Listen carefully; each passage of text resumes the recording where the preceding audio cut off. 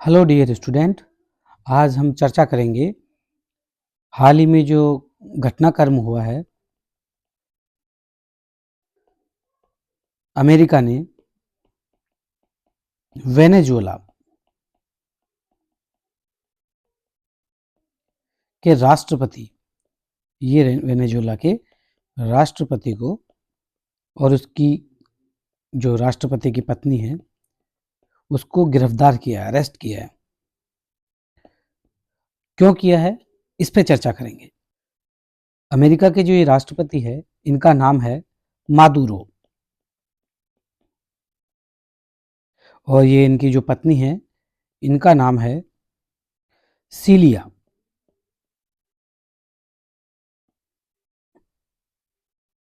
Maduro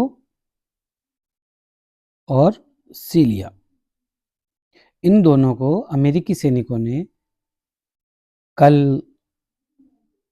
3 तारीख को सुबह गिरफ्तार किया है। लेकिन क्या क्या कारण रहे, इनको क्यों गिरफ्तार किया अमेरिका ने, तो सबसे पहले तो हमें जानना होगा कि इस ऑपरेशन का क्या नाम दिया अमेरिका ने। ठीक है, तो इस ऑपरेशन का नाम था ऑपरेशन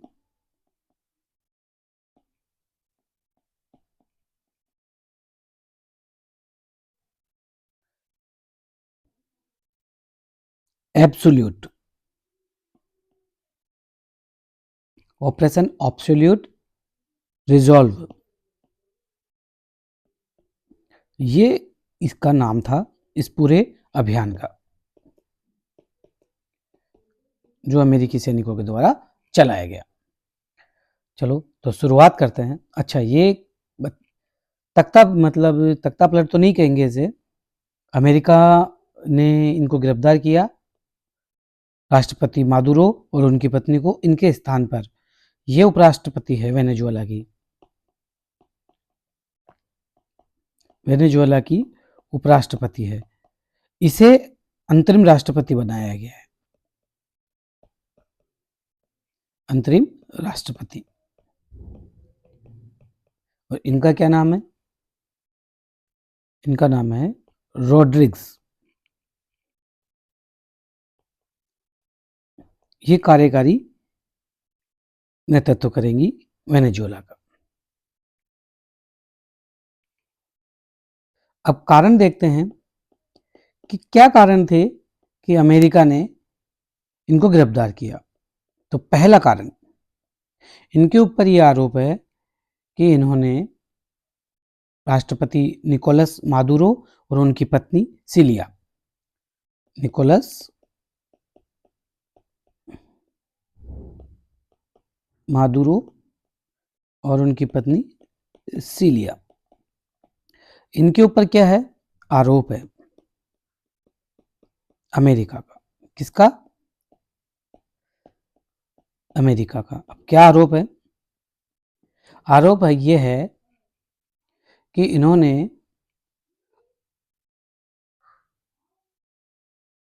अमेरिका में नार्को टेररिज्म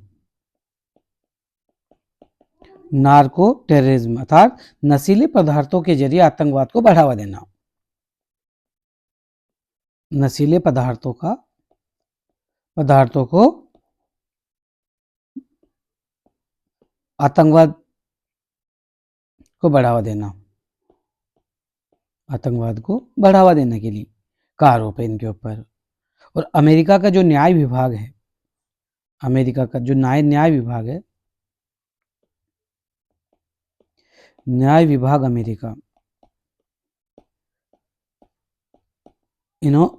इस न्याय विभाग ने इनको दोषी ठहराया है। इन्होंने 5 करोड़ रुपए का इनाम भी था इनके ऊपर। नेक्स्ट बात करते हैं, दूसरा कारण क्या रहा कि 2024 में जो वेनेजुएला में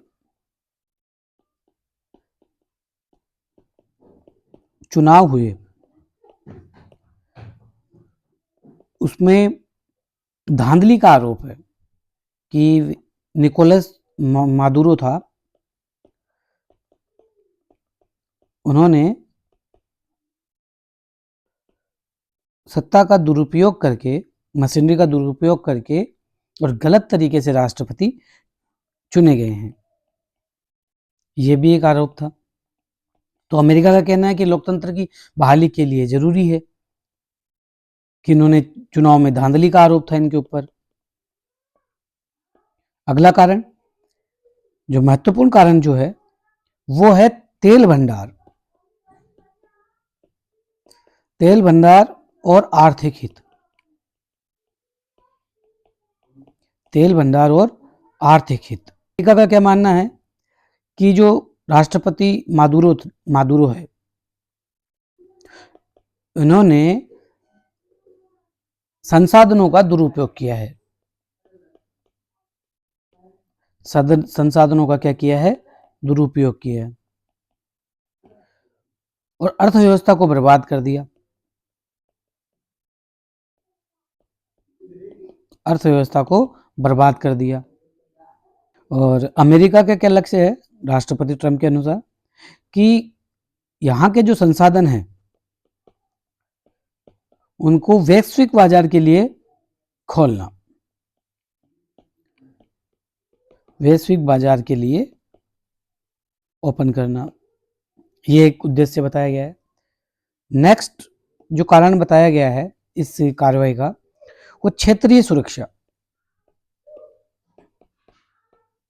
क्षेत्रीय सुरक्षा और प्रवासन संकट।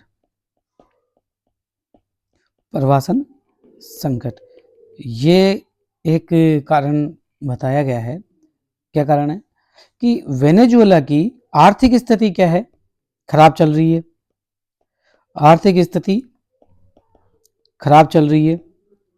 इस कारण लगभग 80 लाख यहाँ के जो लोग हैं वो देश छोड़ चुके हैं। देश छोड़ चुके हैं और इस वजह से अमेरिका और जो लैटिन अमेरिका के जो देश हैं, अमेरिका एंड लैटिन अमेरिका के जो देश है उसकी सीमा पर प्रवासन का संकट हो रहा है, बढ़ता जा रहा है। तो अमेरिका ये मानता है कि मादुरो को हटाकर ये संकट से निपटा जा सकता है, निजात मिलेगी।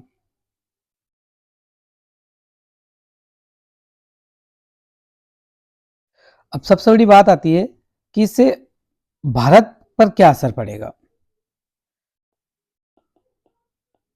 भारत पर प्रभाव क्या क्या पड़ेगा?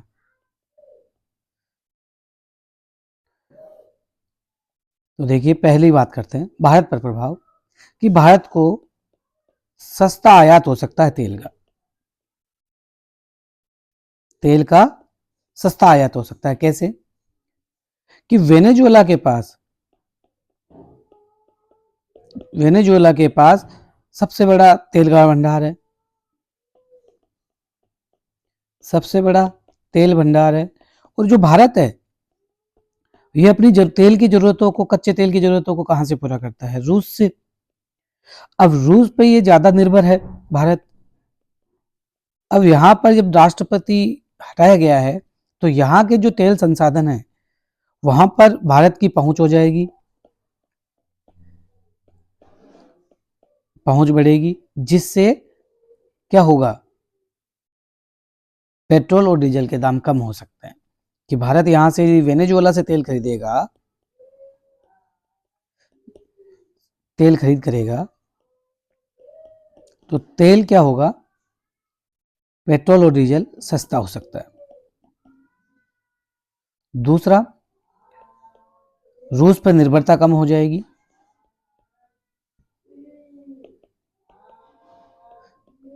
निर्भरता कम होगी क्योंकि वेनेजुएला का विकल्प खुल जाएगा।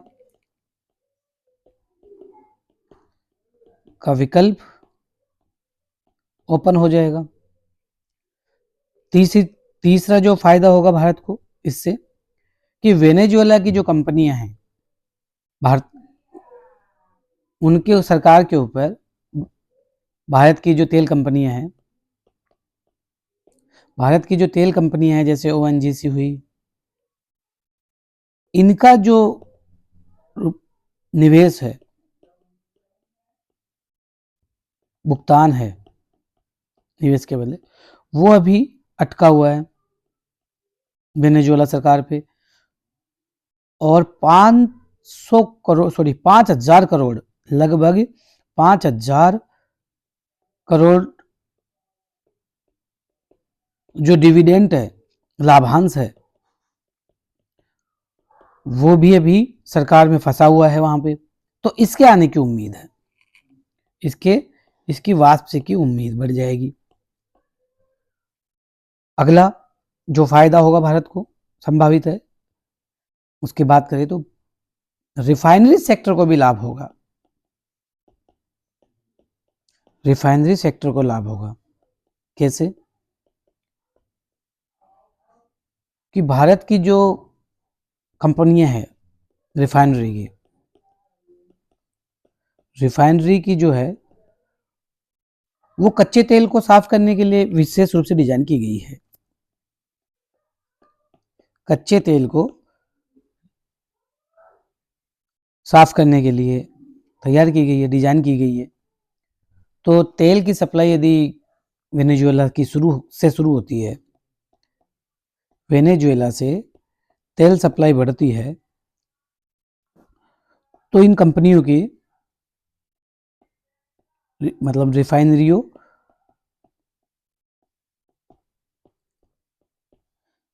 की कार्य क्षमता में और मुनाफे में वृद्धि होगी। कार्य क्षमता और मुनाफे में वृद्धि होगी, एक ये फायदा होगा। अगले की बात करें अपन, और क्या फायदा होगा भारत को? द्विपक्षीय व्यापार, द्विपक्षीय व्यापार और नए अवसर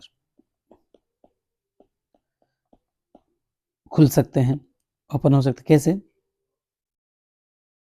कि फार्मा इंडस्ट्री और कृषि के जो निर्यात है, फार्मा और कृषि के जो निर्यात हैं वो बढ़ेंगे भारत के, क्योंकि भारत अपनी दवाइयाँ और चावल जैसे जो कृषि उत्पाद हैं, दवाइयाँ हुआ, चावल हुआ, ये जो उत्पाद है वह निर्यात कर सकता है वेनेजुएला। तो निर्यात को बढ़ावा मिलेगा। इंफ्रास्ट्रक्चर में भी फायदा हो सकता है कि वेनेजुएला का जो पुनर्निर्माण है,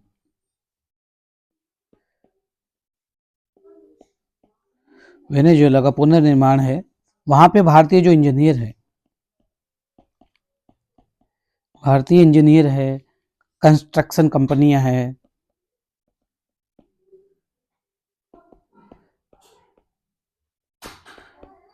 उनके लिए अवसर खुल सकते हैं।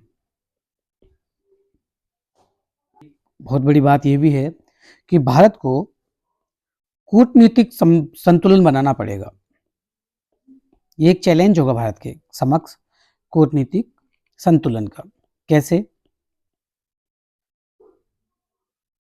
भारत एक तरफ अमेरिका का मित्र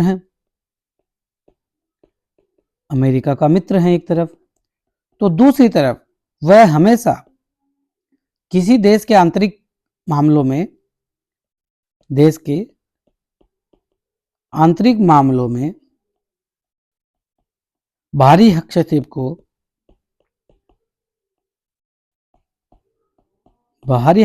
को विरोध के रूप में दर्ज करवाता है, बाहरी हस्तक्षेप का विरोध करता है। तो वैश्विक मंच पर भारत को बहुत संभल कर प्रतिक्रिया देनी होगी। वैश्विक मंच पर प्रतिक्रिया संभल कर देनी होगी। अब सबसे बड़ी बात है कि अमेरिका क्या कह रहा है इसको, क्या ये तख्ता पलट है? क्या यह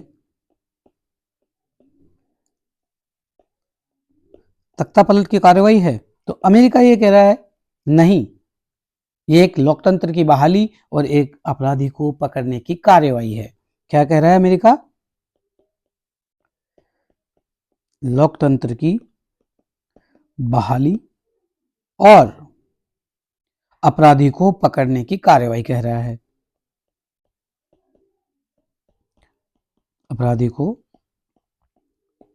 पकड़ने की कार्यवाही बोल रहा है। लेकिन जो आलोचक देश हैं, आलोचक जो देश हैं वो क्या कह रहे हैं? आलोचक देश है रूस, चीन, क्यूबा, ये जो देश है वो क्या कह रहे हैं? वो ये कह रहे हैं कि एक सैन्य तख्तापलट है, सैन्य तख्तापलट है, और कह रहे हैं कि एक संप्रभु राष्ट्र की संप्रभुता का उल्लंघन है। संप्रभु राष्ट्र की संप्रभुता का उल्लंघन है। क्यों? क्योंकि किसी देश का राष्ट्रपति बदलने का अधिकार वहां की जनता को होता है, विदेशी सेना को नहीं। क्या कहा इनके अनुसार? कि किसी भी देश का राष्ट्रपति या सेनाध्यक्ष, प्रमुख, राष्ट्रपति वहां की जनता चेंज करे, बाहरी शक्ति नहीं, सेना या शक्ति नहीं। इसलिए ये क्या है? एक तख्तापलट है। ये कहा है चीन, रूस, क्यूबा जैसे देशों ने। अब आगे की स्थिति क्या हो सकती है वेनेजुएला में? आगे की राह क्या होगी? क्या क्या संभावनाएं हैं? एक तो पहली संभावना तो है कि वेनेजुएला में गृह युद्ध की आशंका है। कि वेनेजुएला की क्यों है? कि वेनेजुएला की जो सेना है उसका बहुत बड़ा भाग मादुरो का वफादार माना जाता है। जो सेना है वो मादुरो की वफादार मानी जाती है। तो ये सेना और जनता के बीच टकराव हो सकता है। सेना वर्सेस जनता में क्या हो सकता है? टकराव हो सकता है। तो गृह युद्ध की स्थिति बन सकती है। और क्या हो सकता है? नए चुनाव हो सकते हैं, नए चुनाव हो सकते हैं। तीसरी प्रतिक्रिया क्या हो सकती है? रूस और जो चीन है उनका काफी ज्यादा निवेश, रूस एंड जो चीन है उसका निवेश जो है वो वेनेजुएला में हो रखा है। तो हो सकता है कि वैश्विक तनाव उत्पन्न हो जाए, वैश्विक तनाव उत्पन्न हो सकता है। तो ये स्थिति आगे बन सकती है भविष्य में। ठीक है dear student, thank you so